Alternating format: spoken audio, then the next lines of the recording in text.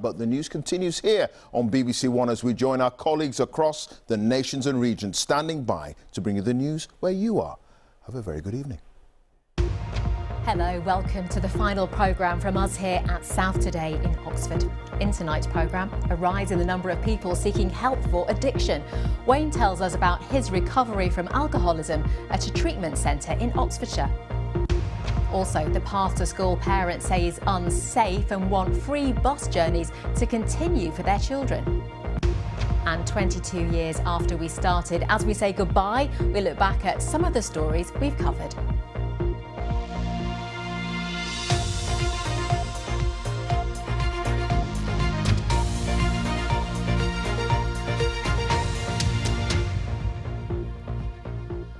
Good evening. An addiction treatment centre in Banbury has told us it's seeing an increase in health and social care workers seeking out its services. Still to come in tonight's programme, as we say goodbye, we look back at the campaign to protect maternity services at the Horton Hospital. We'll be live in Banbury.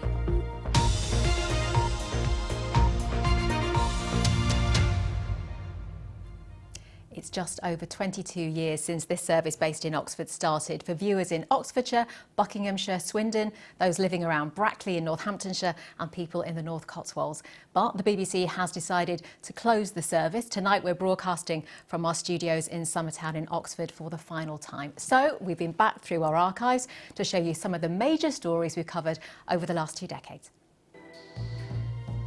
Hello and welcome to South Today, a brand new programme for your region.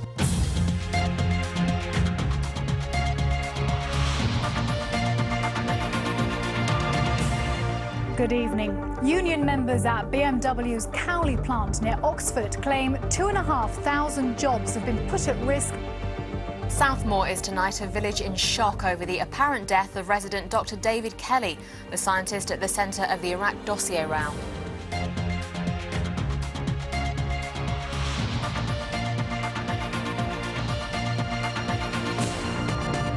Police believe Jermaine Lindsay was responsible for the attack in Russell Square in which 26 people died. He lived here on Northern Road in Aylesbury. Fuelled by booze, bravado and the bank holiday spirit, jumping off Magdalen Bridge seemed like a good idea to these partygoers, but it wasn't. Good evening. Welcome to RAF Brize Norton in West Oxfordshire. It's been an historic day for the base as it formally took over the duties of RAF Lynham in Wiltshire, which is due to close next year.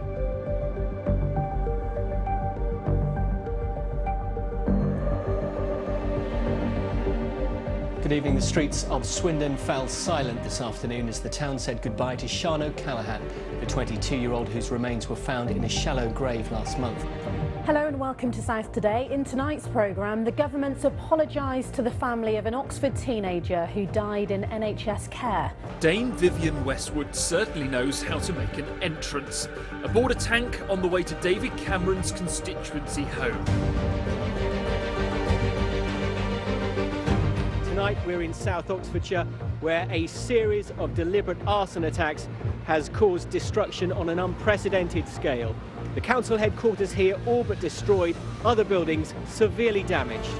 The search for survivors is continuing at Didcot Power Station after part of a building collapsed yesterday, killing 1 man and seriously injuring 5 others. 3 men are still missing and hope is fading of finding them alive.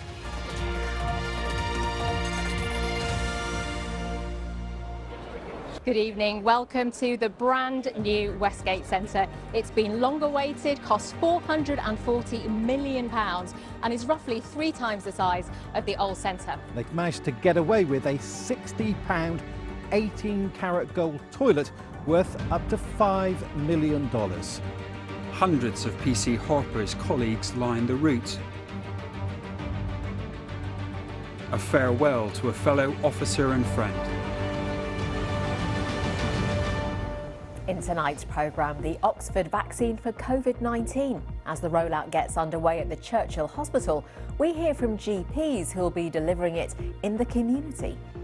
For 3 years and 8 months, Leah Croucher's disappearance brought only questions and no answers. Today, that changed. The family of Harry Dunn say they finally have justice for him after US citizen Ansa Koulas admitted causing death by careless driving.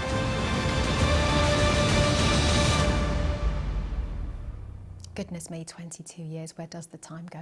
Now, in recent weeks, we've been asking you which stories you feel have had the biggest impact on you. One in particular was mentioned several times, the campaign to save maternity services at the Horton General. So tonight, our reporter David Lum is live for us in Banbury. David, you've covered this story yourself for a long time.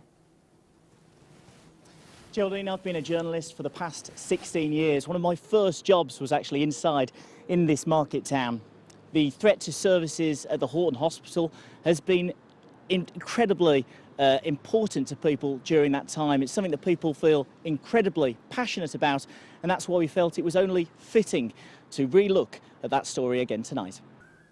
Over the years, lots of well-known faces have passed through our region, often appearing on stage or in films. I love doing those interviews. I've picked out some of them, starting in 2014 with a rising star in the world of robotics called Artie, who wasn't as smart as he claimed.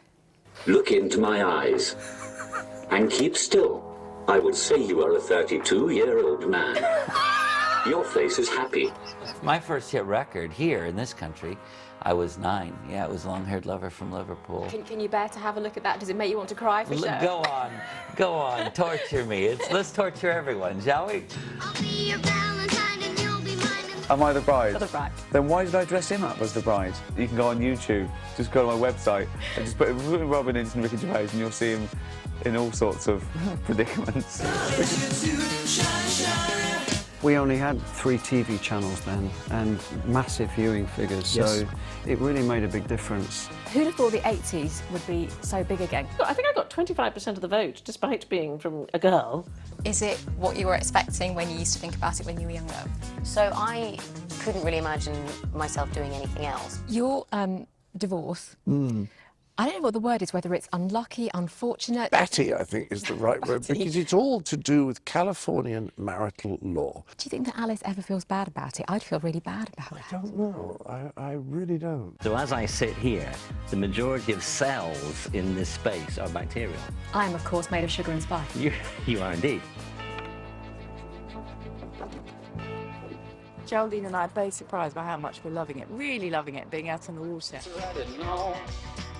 I broke everything new again, everything that I'd owned. I threw it out the windows, came along. Every day I get in the boat, I keep thinking I'll have forgotten what I learned the day before and won't be able to do it. So I'm keeping my fingers crossed I won't mess up on Sunday. Personal favourite for me, I was obsessed with her, was the continuity announcer in Victoria Wood, as seen on TV. We'd like to apologise to viewers in the north. It must be awful for them. How much of that character came from you and how much from Victoria? I'd say all Victoria. So that brings me on to Victoria Beckham. I guess she might fall into that category. Who did sell her wedding for £1 million. Well, that's a classic case where the Beckhams, who I love the Beckham. Or like this, and it's one with the most bruises loses, and you look at each other, you two, and go, I have taught myself a magic trick. Oh, goody, goody, goody. Fantastic. I pick a card, you can pick a card. Is that all done? Great. I'm getting evaluation.